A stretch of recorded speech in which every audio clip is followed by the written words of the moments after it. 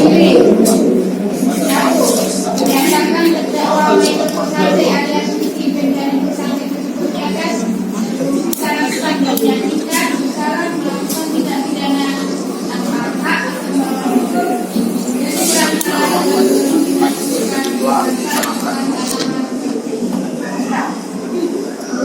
yang dijatuhkan pidana kepada terdakwa karena itu pidana wajib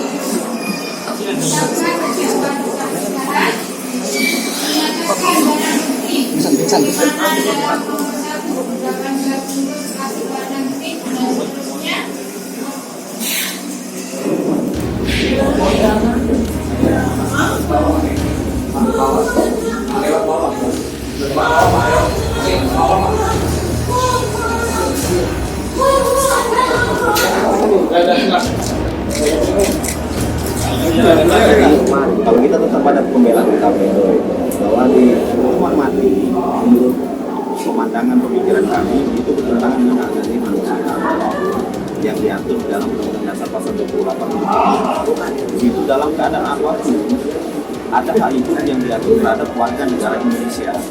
Kalau kita berdasarkan itu yang pertama. Yang kedua, dari fakta-fakta persidangan kami menduga fakta-fakta persidangan ini tidak diungkap secara sebagaimana mestinya terungkap, karena di situ ada pembuktian bahwa klien kita itu hanya status sebagai kurir dan baru dibuka 1 juta.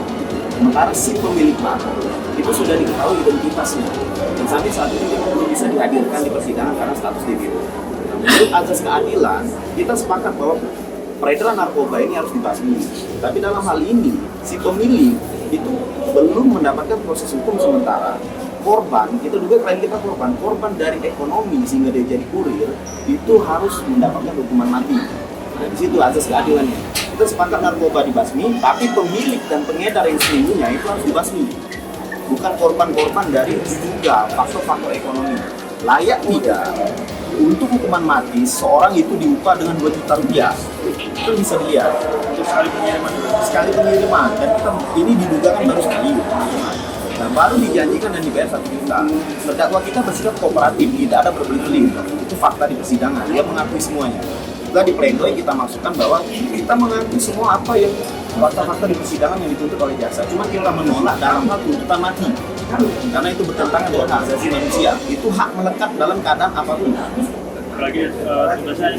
Apalagi dia bukan sebagai pemilik. Nah, kami harapkan dalam hal ini penegak hukum khususnya yang menangani perkara ini BNN, tolong demi keadilan tangkap si pemilik, hadirkan di muka persidangan.